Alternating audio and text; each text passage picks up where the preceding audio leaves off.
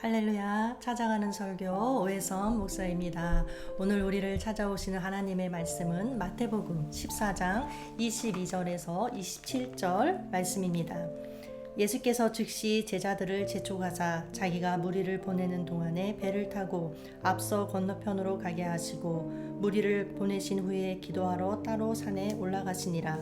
저물매 거기 혼자 계시더니 배가 이미 육지에서 술이나 떠나서 바람이 거스름으로 물결로 말미암아 고난을 당하더라. 밤 사경에 예수께서 바다 위로 걸어서 제자들에게 오시니 제자들이 그가 바다 위로 걸어오심을 보고 놀라 유령이라 하며 무서워하여 소리 지르거늘 예수께서 즉시 이르시되 안심하라 나니 두려워하지 말라.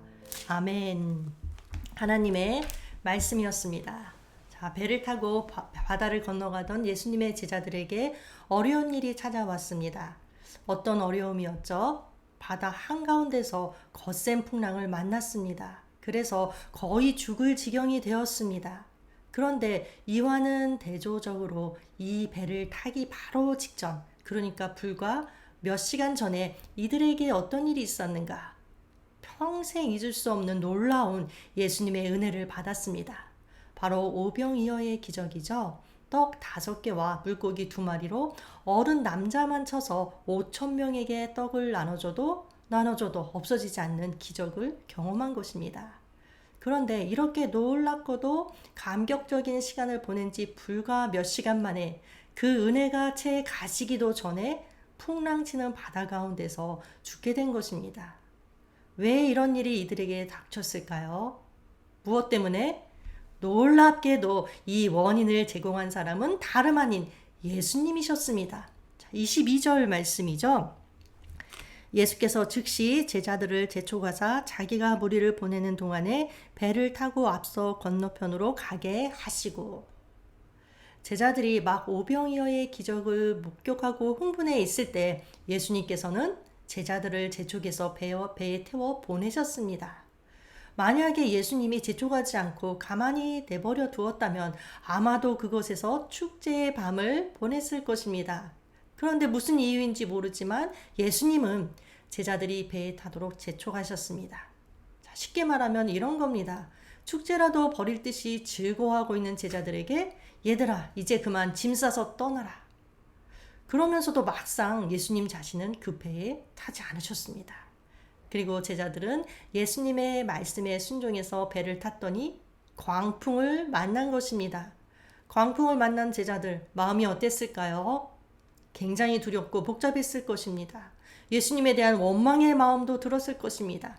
예수님이 배를 타라고 재촉만 안 하셨어도 풍랑을 안 만났을 텐데 예수님은 왜 우리를 이 지경으로 만드시는 거야? 이런 일은 오늘날 우리의 삶 속에서도 자주 일어납니다. 여러분들 이런 설교 많이 들어보셨죠? 예수 믿으면 문제가 해결된다. 불치의 병도 낫는다. 뭐든지 형통한다. 여러분들 어떤가요? 틀린다고 할 수는 없습니다. 그러나 또 하나 생각해야 할 것. 예수님을 잘 믿음에도 불구하고 여러 가지 고난과 어려움 가운데 빠져 있는 경우가 비일비재하다는 것입니다. 예를 들면 우리가 종종 듣는 간증 가운데 이런 거 있죠. 요즘 같은 불경기에 주일 성수를 위해서 가게 문을 닫았더니 갑자기 토요일 매출이 2배로 올랐다. 자, 여러분들 이런 간증을 들으면 어떻습니까? 아, 역시 하나님이야 하면서 감동과 도전을 받습니다. 그런데 한편에서는 마음속으로 피눈물을 흘리는 성도도 있다는 것입니다. 나도 주일에 가게 문 닫고 예배 드렸는데 나는 망했다. 자, 이렇게 되면 이 사람은 자신의 어려움이 더욱 크게 다가올 것입니다. 이것이 우리의 현실적인 삶일지도 모릅니다. 살다 보면 갑자기 풍랑을 만난 제자들처럼 예수님 말씀에 순종했음에도 불구하고 예상외로 어려움을 겪는 경우가 있습니다. 그렇다면 왜 그런 것일까? 자, 하나님께서는 우리에게 분명히 약속해 주셨죠? 나를 사랑하고 내 계명을 지키는 자에게는 1000대까지 은혜를 베푸느니라. 그런데 축복은커녕 왜 어려움을 겪는 것인가? 아마도 축복을 보는 관점의 차이일 것 같습니다. 시편 1편을 보면 이렇게 시작됩니다. 복 있는 사람은 하면서 어떤 사람이 복 있는 사람이 쭉 나옵니다. 그렇다면 성경에서 말하고 있는 복 있는 사람, 축복받은 사람이란 어떤 사람인가? 우리가 생각하듯이 소유의 개념이 아닙니다. 또한 내가 생각한 대로 일이 잘 풀리는 형통을 말하지도 않습니다.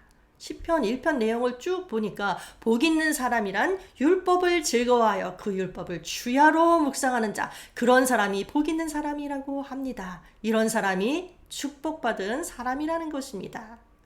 주야라고 하는 것은 온종일 혹은 전 인생에 걸쳐서 변함없이 여호와의 가르침을 사모하고 갈망하는 태도를 말합니다.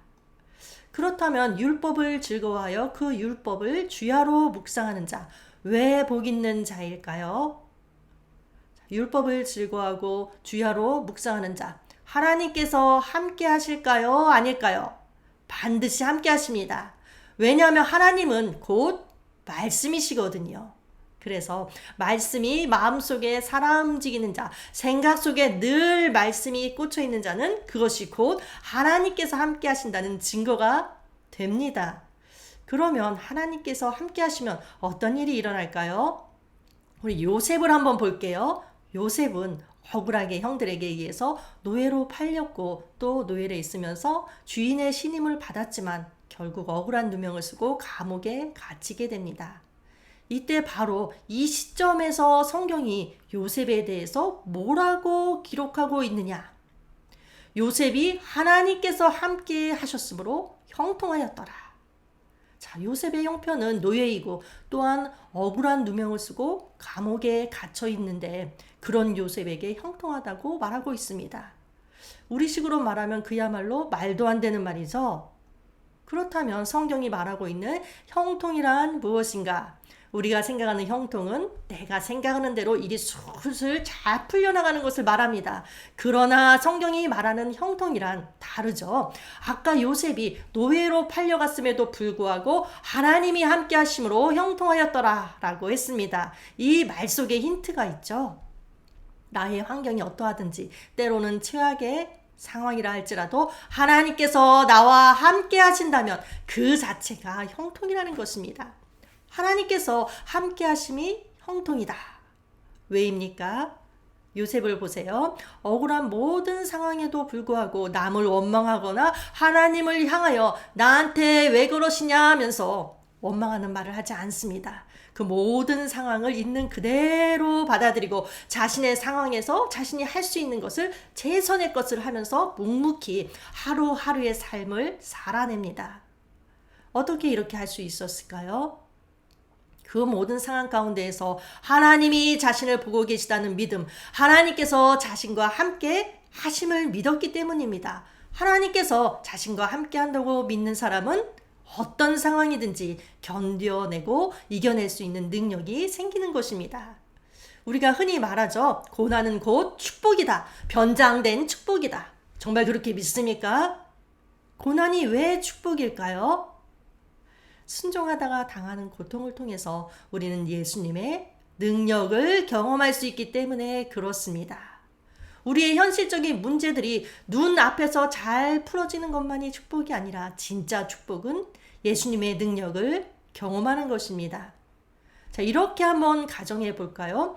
만약에 오병이어의 기적으로 기뻐하던 12명의 제자 중에서 10명은 예수님께서 이제 배를 타고 가라 라고 말씀하셨을 때 순종했지만 2명의 제자는 불순종했다고 가정해 보세요. 예수님 싫습니다. 저는 지금 이곳이 좋습니다. 배에 타지 않겠습니다. 그래서 10명의 제자들만 배를 탔고 그 결과 거친 풍랑을 만났다면 이 10명의 제자는 분명히 이렇게 생각했을 것입니다. 아, 불순종한 2명의 제자들이 부럽다. 나는 괜히 순종했다가 고생만 하는구나. 불순종이 순종보다 낫다. 맞는 것 같습니다.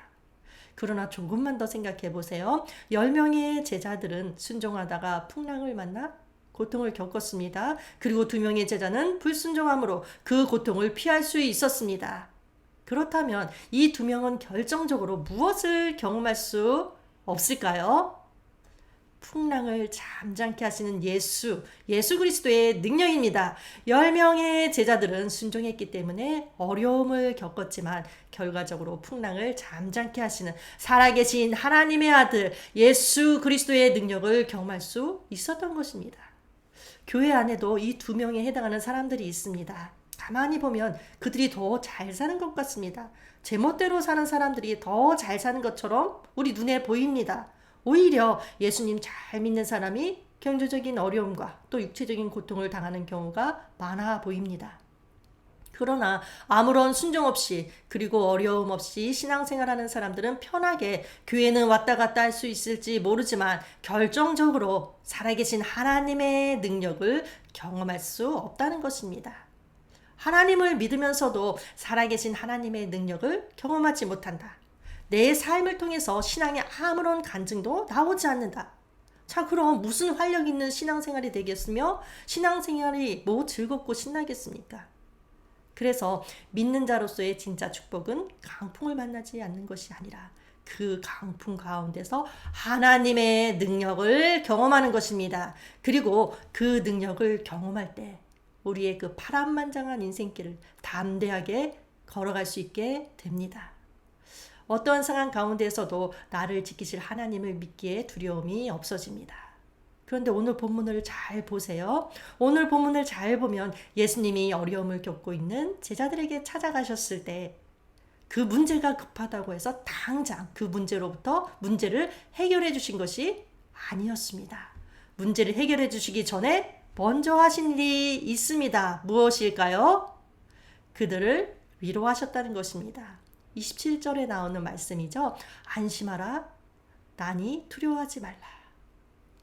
풍랑을 잠잠하게 하시기 전에 강풍의 움직임에 전혀 변화가 없을 때, 그래서 그들이 아직도 두려워하고 있을 때 예수님은 먼저 그들을 위로하셨습니다. 안심하라. 두려워하지 말라.